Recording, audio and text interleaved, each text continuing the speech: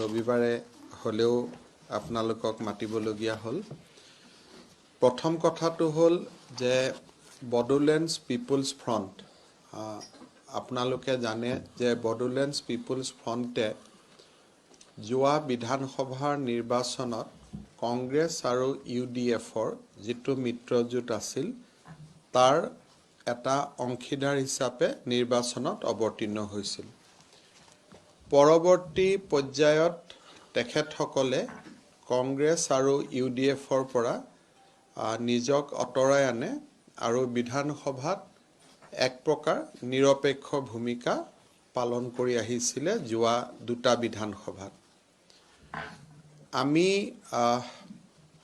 ৰাজনৈতিক পৰিৱেশ আৰু পৰিস্থিতি বিচাৰ বিবেচনা কৰি আৰু বিধানসভাত যাতে চৰকাৰৰ যিটো বিভিন্ন আইন বিভিন্ন নীতি আদি আমি সকলোৰে লগত সহযোগিতাৰে গৃহীত কৰিব পাৰোঁ আৰু শাসকীয় দল যাতে এটা বহল ঐক্যমতৰ ভিত্তিত চলিব পাৰে তাৰ বাবে আমি BPFক আমাৰ ফ্লোৰ কোঅৰ্ডিনেশ্যন আৰু আমাৰ এটা বিধানসভাৰ ভিতৰত মিত্ৰ দল হিচাপে আমি BPF বিধায়িনী দলক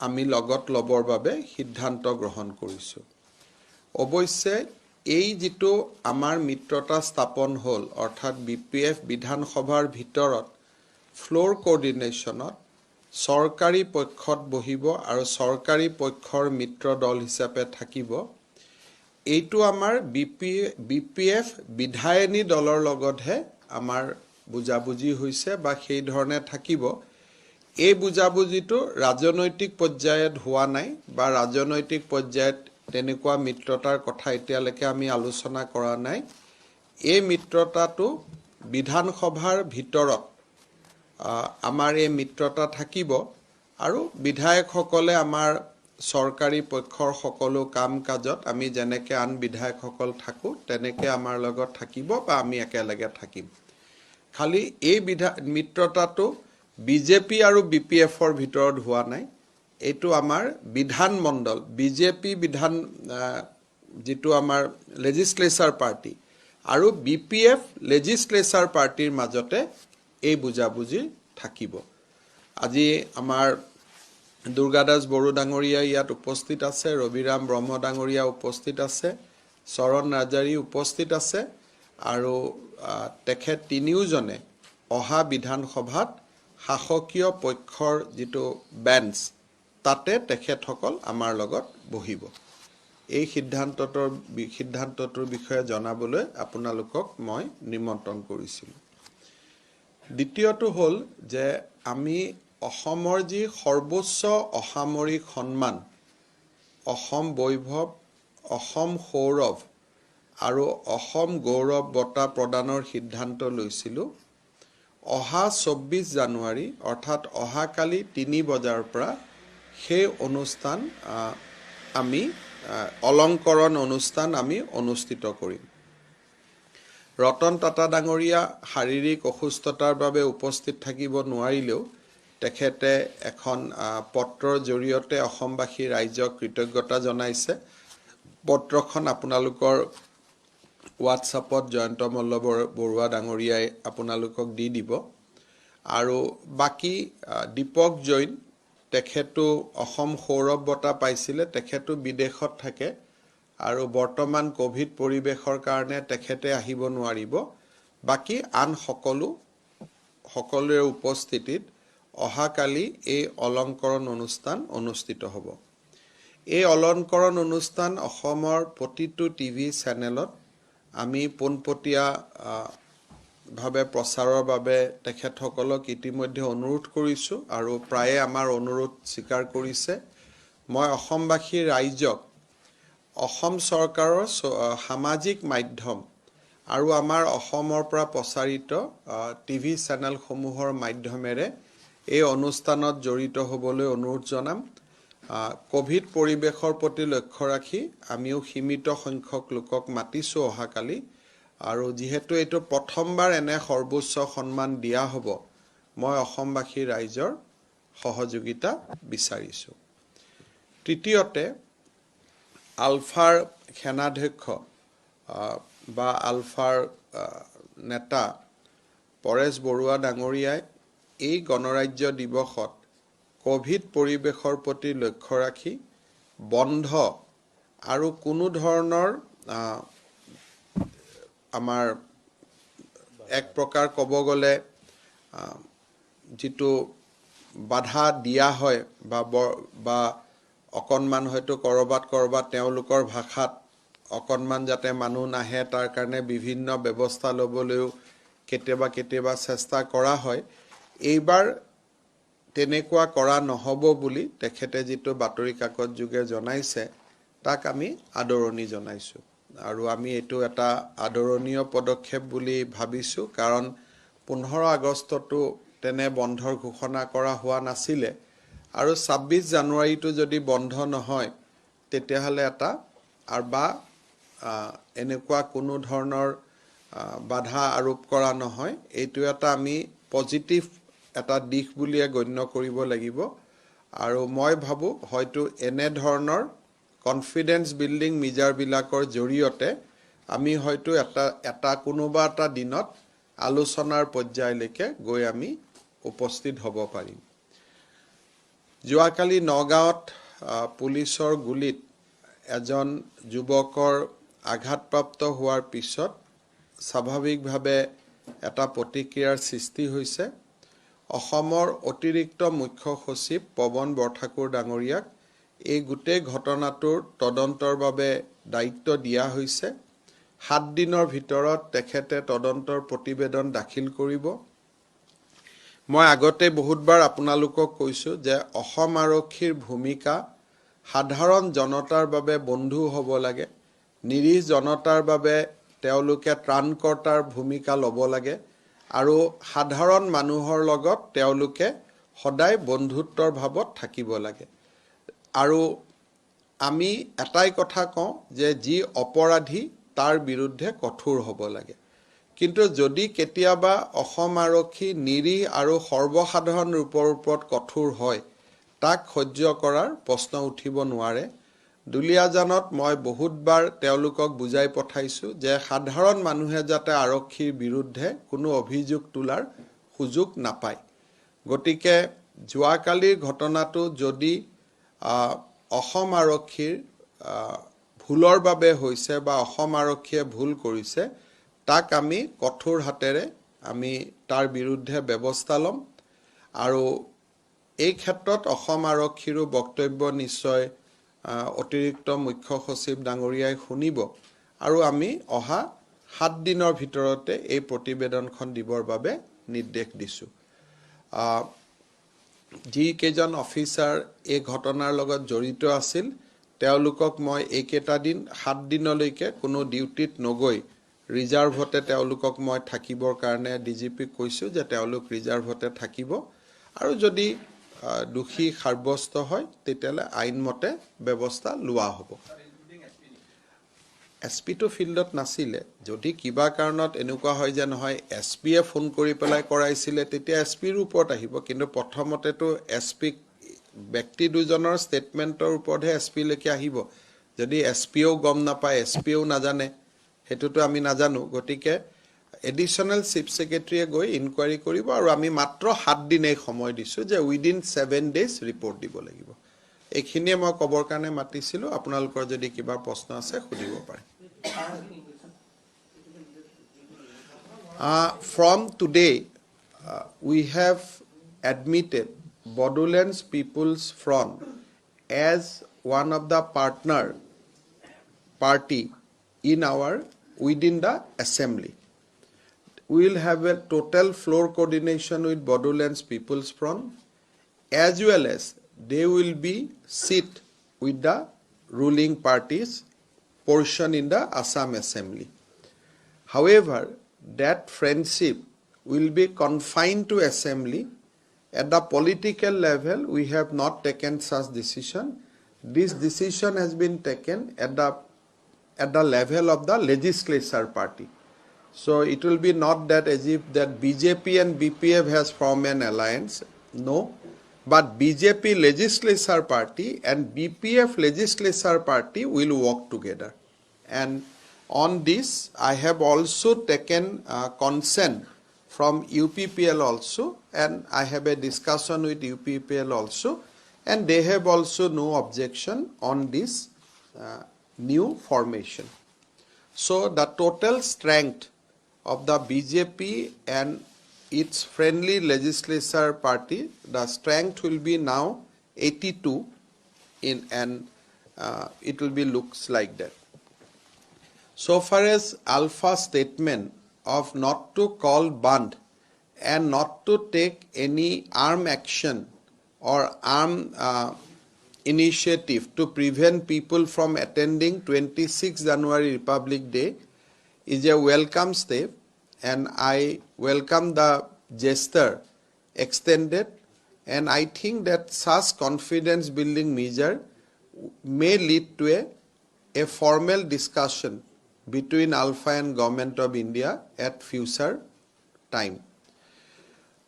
Tomorrow, Assam government is going to award give highest civilian awards to various distinguished persons. That will be a very, very solemn occasion for us. It is going to be there for the first time. So I think tomorrow will be a very, very solemn and landmark day for the people of Assam. As far as yesterday's police firing incident in Nagaon, I have already constituted a one-man inquiry commission led by Additional Chief Secretary Pawan Borthakur. He has been asked to give report within 7 days. Meanwhile, the officers concerned will be close to reserve. If we found that police has done wrong with the innocent person, action will be initiated immediately.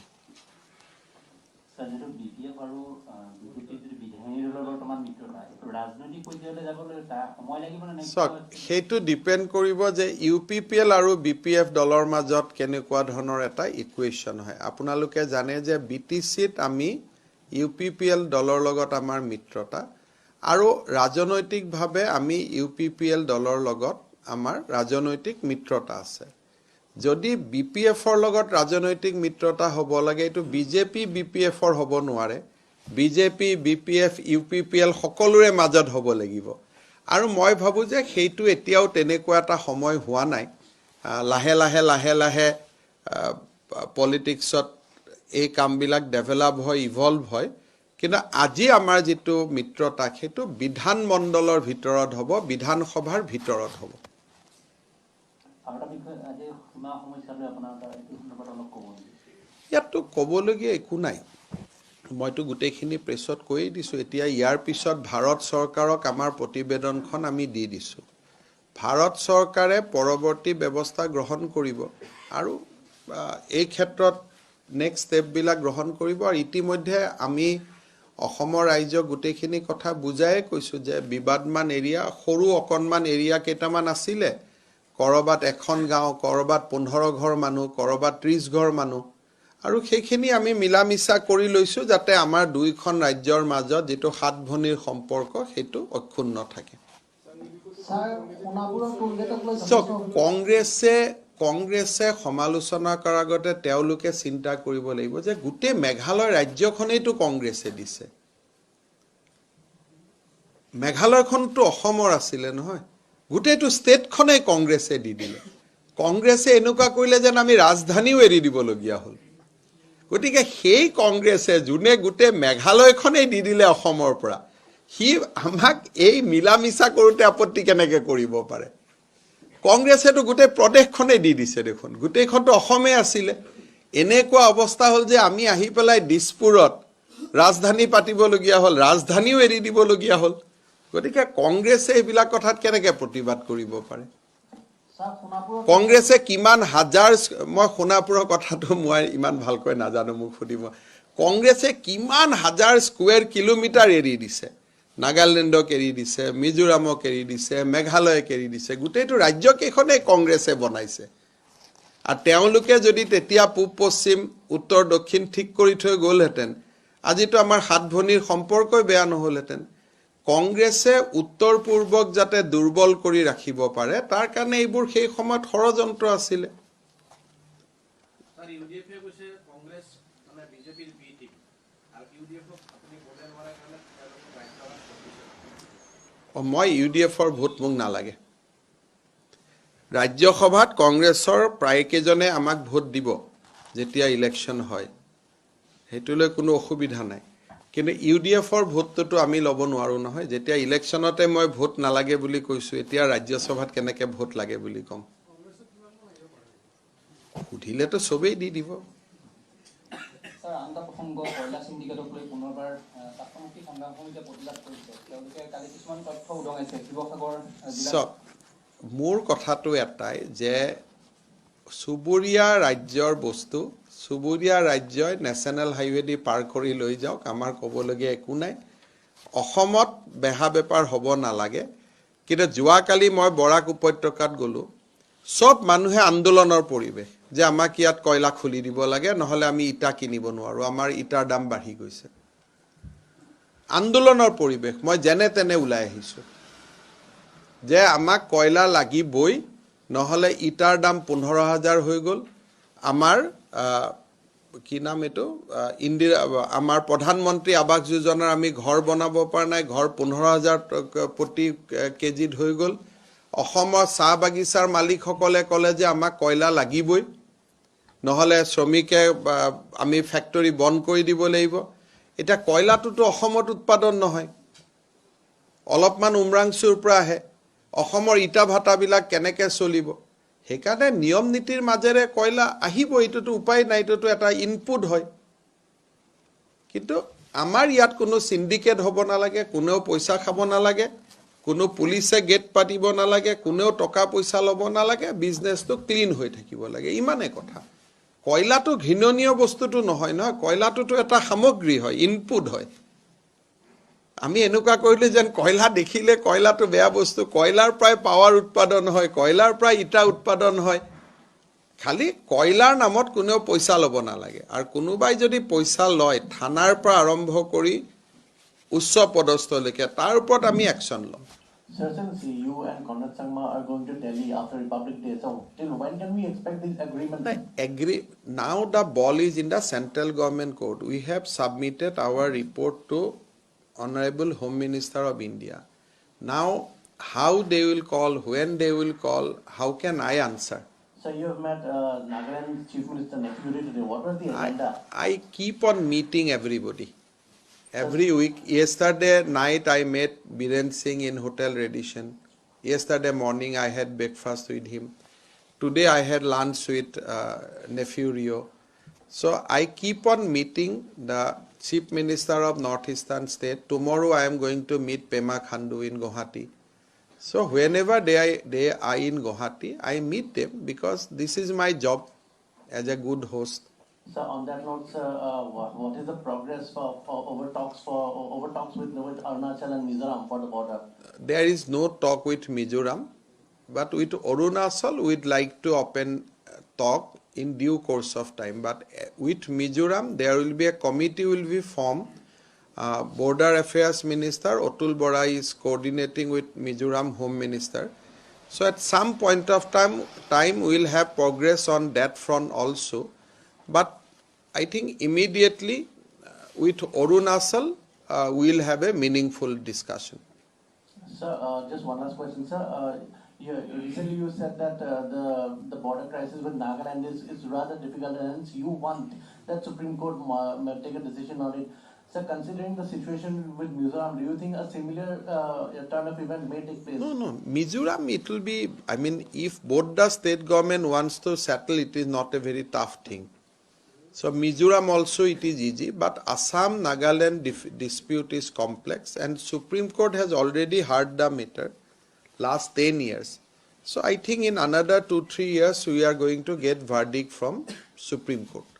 But other disputes are easy to resolve provided both the states show some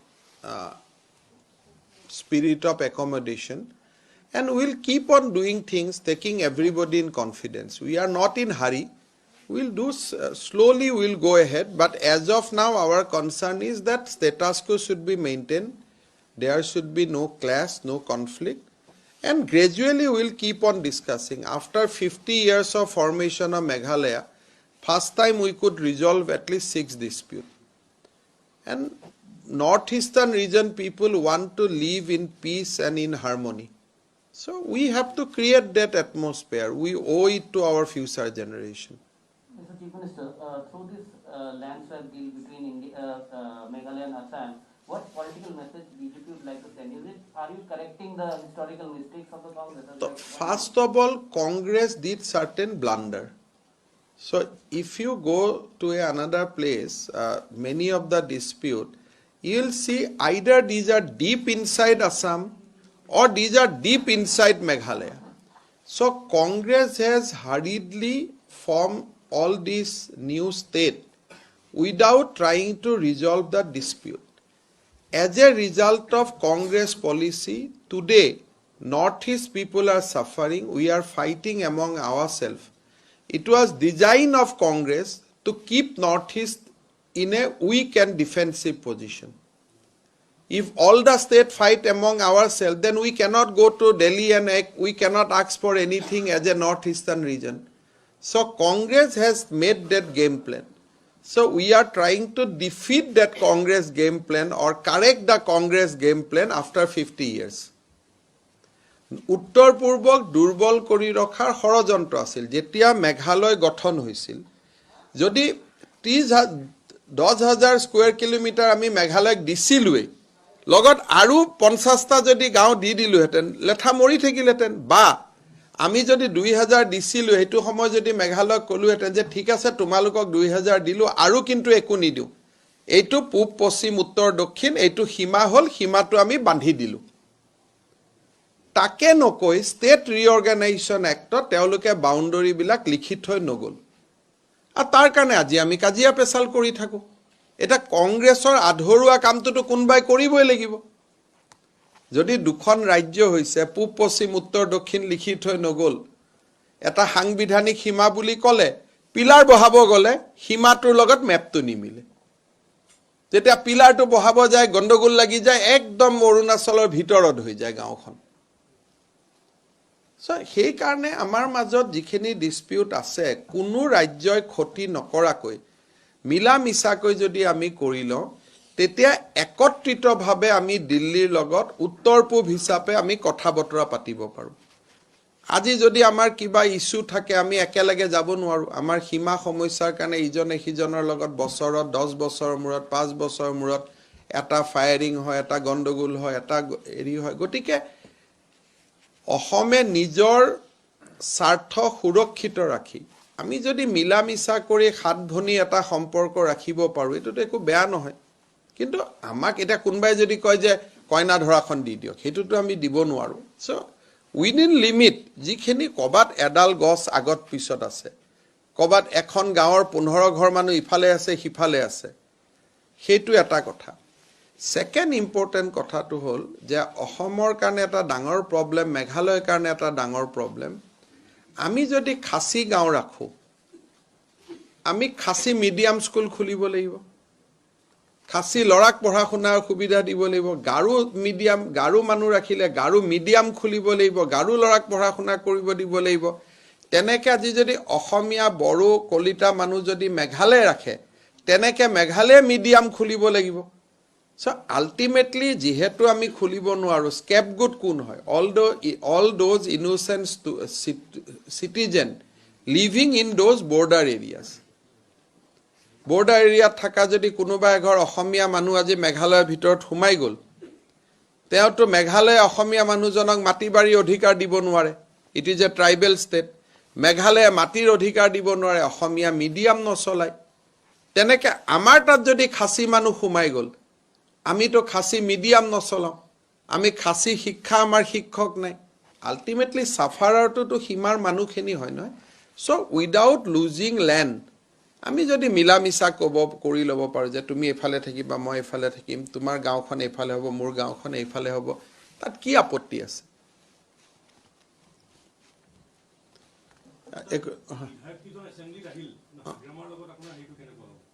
ব্যক্তিগতভাৱেতো মোৰ ভাল, কিন্তু ৰাজনৈতিকভাৱে যিটো এটা তেওঁলোকে বিজেপিৰ বিৰুদ্ধে ইলেকশ্যনৰ সময়ত গ'ল, তাৰ পিছত বহুতখিনি এটা পৰিৱেশ সৃষ্টি হ'ল, সেইবিলাক অলপ সময় লাগিব, এইটো একেদিনাই হোৱাৰ কথা নহয়। কিন্তু আজিয়ে যে BPF ইয়াতে আমাৰ লগত আহিছে বা আমিও BPFৰ লগত আহিছোঁ, মই যেনেকৈ প্ৰমোদ বড়োৰ লগত বিষয়টো আলোচনা কৰি লৈছোঁ, দুৰ্গাদাস বড়োৱেও কথাটোতো হাগ্ৰামা মহিলাৰ লগত আলোচনাই কৰি লৈছে।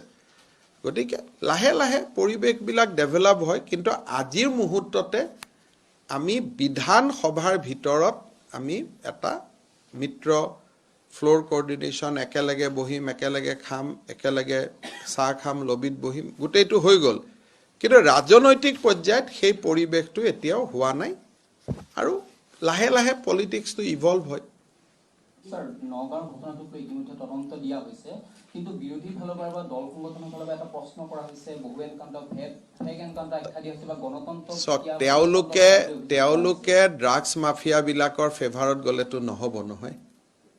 অসমৰ নতুন প্ৰজন্মক আমি ৰক্ষাটো কৰিব লাগিব না। কোনটো ফেক মোক বুজাই দিয়ক, কাৰ হৈ তেওঁলোকে কৈছে নামটো কওক, তাতো ইনকুৱাৰী দিওঁ। এতিয়া এইটো ল'ৰাজনৰতো নাম জানো, সেইকাৰণে মই নিজে কৈছোঁ যে এইখিনি কৰিব লাগিব। আৰু কোনটো ফেক হৈছে নামটো কওক না। আৰু এইটোতো এনকাউণ্টাৰ হোৱা নাই, এইটোতো কাজিয়া লাগি পেলাই কিবা এটা কৰা কাম। এজন পুলিচ, কংগ্ৰেছৰ দিনতো এনেকুৱা ঘটনা হৈছে যিটো হ'ব নাপায়, কিন্তু এইটোৰ লগত আমাৰ বাকী যি কাম চলি আছে তাৰ লগতো এইটো সম্পৰ্ক নাই। বাকীবিলাক কামটো ভাবি চিন্তি হোৱা কাম নহয়। হয়, মুখ্যমন্ত্ৰী মহোদয়, এটা প্ৰশ্ন। হয়, মই ইনকুৱাৰী কমিটিয়ে খবৰ কৰিব, ইমান ডেফটত চিফ মিনিষ্টাৰ পৰ্যায়ত নাযায়গৈ, কাৰণ মই যদি প্ৰথমৰ পৰা ইণ্টাৰেষ্ট লৈ লওঁ তেতিয়াতো ইনকুৱাৰীয়ে কৰিব নোৱাৰিব। আমি এনেকুৱা ঘটনা হ'লে আমি ফোন টোন বন্ধ কৰি দিওঁ, আমি কথা বতৰা ফিল্ডৰ লগত নাপাতা হৈ যাওঁ, যাতে আমাৰ ভিউ এটা নহয়। কাৰণ আমাৰ যদি ভিউ হৈ যায় তেতিয়াহ'লেতো তদন্ত নহ'ব নহয়। সেইকাৰণে এনেকুৱা ঘটনা হ'লে প্ৰাৰম্ভিক খবৰখিনি লোৱাৰ পিছত আমি আৰু নগাঁৱৰ কাৰো লগত কথা পাতিব নালাগে, কাৰণ পাতিলেই পিছত এনেকুৱা এটা হ'ব নহয় যে মুখ্যমন্ত্ৰীটো এনেকৈহে বিচাৰিছে, তেনেকৈহে বিচাৰিছে, তেতিয়া অফিচাৰে তদন্ত কৰিব নোৱাৰা হৈ যায় নহয়। মুখ্যমন্ত্ৰী মহোদয়, এটা প্ৰশ্ন, যিহেতু নগাঁৱৰ ঘটনাটোক লৈ আহিছে, গতিকে সেইটো লৈ আজি বিৰোধীৰ চৌদিশে চৰ্চা চলিছে বা সকলোৱে কৈছে যে আপুনি এনকাউণ্টাৰৰ ঘটনাক প্ৰশংসা কৰাৰ পিছৰে পৰা এনকাউণ্টাৰটো এতিয়া হাতত বন্দুক ল'বলৈ ভয় নকৰা হৈছে। ড্ৰাগছ আৰু বেয়া কাম কৰা মানুহৰ বিৰুদ্ধে পুলিচে একশ্যন ল'বই। নিৰীহ মানুহৰ বিৰুদ্ধে পুলিচে একশ্যন ল'ব নোৱাৰে। সেইকাৰণে যদি কোনোবাই ড্ৰাগছ বেপাৰী কিবা এটা ঘটনাৰ সুযোগ লৈ চবেই যদি কয় যে ড্ৰাগছ বেপাৰীবিলাকক এতিয়া আমি একো একশ্যন ল'ব নালাগে, সেইটোতো নহ'ব নহয়। সেইকাৰণে বিৰোধীয়ে যিয়ে কওক, মইতো মোৰ কামটো কৰিবই লাগিব না। তাৰমানে অসমত কেজিৰ পিছত কেজি হিৰোইন আনি থাকক। তো এটা ঘটনাক যদি কোনোবা জেগাত ভুল হৈছে, তাক আমি কাৰেক্ট কৰিব লাগিব, দোষীক শাস্তি দিব লাগিব। সেই বুলি বিৰোধীয়ে বাকী ড্ৰাগছ বেপাৰীবিলাকৰ কাৰণে কিয় মাত মাতে, বাকী গৰু বেপাৰীবিলাকৰ কাৰণে কিয় মাত মাতে? সেইটোতো ঠিক কথা নহয় নহয়। এইটোতো মই আগতেই জানো যে এনেকুৱা কিবা এটা হ'লে গোটেই পুৰণাবিলাকক গৈ ধৰিব, সেইটোতো হ'ব নোৱাৰে। সেইকাৰণে মই পুলিচকো কৈ থাকোঁ, ভাই এটা যদি ক'ৰবাত গণ্ডগোল হয় তেতিয়া তোমালোকে কৰা ভাল কামবিলাককো মানুহে প্ৰশ্ন কৰিব। কিন্তু এইটোতো বিৰোধীয়ে ক'লেইতো নহ'ব না। চৰকাৰততো আমিহে আছোঁ, বিৰোধী নাই নহয়। কিন্তু প্ৰশ্নটো হৈছে যে বাৰে বাৰে আৰক্ষীৰ ভাষ্য সলনি হৈছে, আৰু কোনটো জাগাত নগাঁৱৰ ঘটনা সেইটোতো তদন্ত হ'ব নহয়। নগাঁৱটোতো লৈ ইয়াত মই কথা কোৱা নাই। নগাঁৱটোতো তদন্ত হ'ব, দোষী আৰক্ষী হ'লেও আৰক্ষীৰ ওপৰত শাস্তি হ'ব, দোষী মই হ'লেও মোৰ ওপৰত শাস্তি হ'ব। নগাঁৱৰ কথাটো বেলেগ, কিন্তু বাকী এনকাউণ্টাৰ আজিও দুটা হৈছে, আৰু সেইটোতো হৈ থাকিব। আজিও ধুবুৰীত হৈছে ন, সেইটোতো হৈ থাকিব। স্যাৰ, কালি বিৰোধী দলপতি দেৱপদ শইকীয়াই কৈছে যে তেওঁ ফোন টেপিং হৈ থকাৰ সন্দেহ কৰিছে। তেওঁ জানে কিবা এটা, কিন্তু ফোন টেপিঙৰ ঘটনা এটা আজিকালি হৈ থাকে। আজিকালি এইটো কমপ্লেইন হয় কি, ছোৱালী নামত মানুহক ফোন কৰি পেলাই ফোনবিলাক টেপ কৰি থৈ দিয়ে। এইটো ঘটনা কিন্তু সকলো সাৱধান থাকিব লাগে। নাই, চৰকাৰলৈকে চৰকাৰে ফোন টেপ কৰিব নোৱাৰে। আপোনালোকে ফোন টেপৰ ৰুলটো সুধিলে গম পাব যে এয়াৰটেলে হওক, এয়াৰচেলে হওক, লিখি নিদিলে কোনেও ফোন টেপ নকৰে। আৰু লিখি দিয়াৰ আগতে গৃহ সচিবে আৰু মুখ্য সচিবে কাৰণ দিব লাগিব আমি কিয় কৰিছোঁ। তেনেকৈ ফোন টেপ কৰিব নোৱাৰে। ফোন টেপ অকল কোম্পানীয়ে কৰিব পাৰিব, টেলিগ্ৰাফিক এক্টৰ অধীনত কৰিব লাগিব আৰু নিৰ্দেশ দিব লাগিব কোম্পানীক যে ৰাষ্ট্ৰৰ স্বাৰ্থৰ কাৰণে অমুক মানুহজনক আমি ফোন টেপ কৰিবলগীয়া হৈছে বুলি। আৰু সেইটো ফাইল CMলৈকেও নাহে, এইটো অকল হোম ছেক্ৰেটাৰীয়ে পাৰে এইটো কাম কৰিব। আৰু ময়ো নাজানো কাৰ অসমত ফোন টেপ হয়, কাৰ অসমত ফোন টেপ নহয়, এইটো অকল হোম ছেক্ৰেটাৰীয়ে জানে। আৰু কোনোবাই যদি কোৰ্টত গৈ কয় যে মোৰ ফোন টেপিং হৈছে বুলি, লগে লগে কোৰ্টে হোম ছেক্ৰেটাৰীক সুধিব যে এওঁৰ হৈছে নেকি। তেতিয়া হোম ছেক্ৰেটাৰী এফিডেভিট দিব লাগিব যে মই কৰিছোঁ বা মই কৰা নাই। তাৰ এটা পূৰা গাইডলাইন আৰু SOP আছে, এইটো এনেই কৰিব নোৱাৰে। ফোন টেপিংটো এনেই ফোন টেপিং কৰাটো বেলেগ কথা, আপুনি মোক ফোন কৰিছে মই এপত লৈ লৈছোঁ, কিন্তু যিটো পুলিচে ফোন টেপ কৰে, অমিয় ভূঞা টেপ কৰাটো এটা বেলেগ ঘটনা। কিন্তু নৰ্মেল যিটো চব ফোন টেপ কৰে সেইটো টেপৰ কাৰণে বহুত ডাঙৰ প্ৰচিডিউৰ আছে, এনেকৈ নোৱাৰে। অভিযোগ কৰিলেও নহ'ব। এইটো তেওঁৰ যদি মনত ডাউট আছে তেওঁ কোৰ্টত গ'লেই তেতিয়া কোৰ্টত হোম ছেক্ৰেটাৰী এফিডেভিট দি দিব যে তেওঁৰ ফোনটো টেপ আছে নাই। আৰু ইউজুৱেলি ৰাষ্ট্ৰৰ স্বাৰ্থৰ বিৰুদ্ধে কাম নকৰিলে মানুহৰ ফোন টেপ কৰিব নোৱাৰে। কোনোবা ড্ৰাগছ বেপাৰী ফোন টেপ হ'ব পাৰে, কোনোবা মিলিটেণ্ট অৰ্গেনাইজেশ্যনৰ লগত জড়িত মানুহৰ ফোন টেপ হ'ব পাৰে, সাধাৰণ মানুহৰ ফোন টেপ হ'ব নোৱাৰে। যোৱা পৰহিটো মই উল্টাই কৈছোঁ যে ফোন টেপটো বেয়া কথা বুলি। আপোনালোকতো আছিলেই, অমিয় ভূঞাৰ কথাটোতেই মই কৈছিলোঁ। এইটো বিৰোধী এতিয়া বহুত ডিফেন্সিভত আছেতো, এইবিলাক কৈ থাকিব সেইটোলৈ। আৰু ক'বৰ কাৰণেও আগত পিছত দুদিন পিছত মানুহে নোহোৱা হৈ যাব, সেইকাৰণে হ'ব ঠিক আছে। ৰাজ্যৰ 24খন উন্নয়ন প্ৰাধিকৰণে 2014 বৰ্ষৰ পৰা চৰকাৰৰ যিটো বিত্তীয় সাহায্য সেইটো লাভ কৰা নাই, যাৰ ফলত তেওঁলোকে দৰমহা পাতিও লাভ কৰা নাই। মই এইটো নাজানো, এইটো আৰ্বান ডেভেলপমেণ্ট মিনিষ্টাৰক সুধিব লাগিব। কিন্তু আচলতে এইবিলাক চৰকাৰে বিত্তীয় সাহায্য দিব লাগিব তেনেকুৱা কথা নাথাকে। এইটো ইনকাম দিয়েই চলে। কিন্তু যদি গভৰ্ণমেণ্টে দিব লাগে বুলি কথা আছে তেতিয়াহ'লে মই নাজানো, মোৰ নলেজত নাই। স্যাৰ লাষ্ট এটা কথা হ'ল যে কোভিডক লৈ দিল্লী মহাৰাষ্ট্ৰ এই স্কুল কলেজ খোলা আৰম্ভ কৰিছে। আমিও স্কুল কলেজ খুলিছোঁ। 1 তাৰিখৰ পৰা আমি কাৰফিউটো আকৌ 11 বজালৈকে লৈ যাম, এতিয়া যিটো 10টা আছে। আৰু স্কুল কলেজবিলাকো লাহে লাহে আমি খুলিম, কাৰণ আমাৰ যোৱা 3 দিনতো কেছৰ সংখ্যা কমিছে। আৰু মানুহে অমিক্ৰন ভেৰাইটিটোৰ লগত মানুহে এটা নিজে যাক কয় যে এটা নিউ নৰ্মেল ধৰণৰ এটা লাইনত গৈছে। সেইকাৰণে আমি অমিক্ৰনৰ যিহেতু ডেথ ফিগাৰ নাই, মানে বহুত মিনিমাম, হস্পিটেলাইজেশ্যনো মিনিমাম, গতিকে আমি কাৰফিউটো যি আগত 10টা আছিল 11টাৰ পৰা আমি 10টা কৰিছোঁ। আমাৰ মোটামুটি আলোচনা হৈছে যে আমি এইটো 10ৰ পৰা আকৌ 11লৈকে লৈ যাম। আৰু স্কুল কলেজো আমি লাহে লাহে খুলি গৈ থাকিম। য'ত বেছি ক'ভিড হয় লোকেল কণ্টেইনমেণ্ট জোন কৰিব, 7 দিন পিছত খুলি দিব। আমাৰ গোটেই ব্যৱস্থাটো হৈছে যাতে মানুহৰ জীৱন আৰু জীৱিকাৰ ওপৰত আঘাত নহয়। আৰু হস্পিটেলাইজেশ্যন খুব কম, 12%ৰো তলত আছে।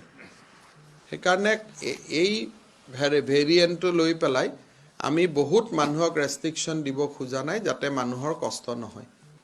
আৰু যদি কিবা নতুন ভেৰিয়েণ্ট আহে ডেল্টা ধৰণৰ তেতিয়া বেলেগ কথা। কিন্তু অমিক্ৰনৰ ক্ষেত্ৰত মোৰ মতেদি 7 দিন হোম কোৱাৰেণ্টাইনত থাকিলে হৈ যায়। খালি যদি কাৰোবাৰ ডায়েবেটিছ আছে, ষ্ট্ৰোক, ব্লাড প্ৰেছাৰ, কিডনিৰ প্ৰব্লেম আছে, তেওঁলোক হস্পিটেলত আহিব লাগে। সেইকাৰণে অমিক্ৰনটো লৈ আমি সাৱধান হৈ থাকিব লাগে, কিন্তু টেনশ্যন বা আমি একেবাৰে চব বন্ধ কৰি দিব নালাগে। আৰু মহাৰাষ্ট্ৰ দিল্লীয়ে খুলিছে, আমিতো বন্ধেই কৰা নাই, আমাৰটোতো খোলাই আছে, অকল ক্লাছ 8লৈকেহে আমি ৰাখিছোঁ।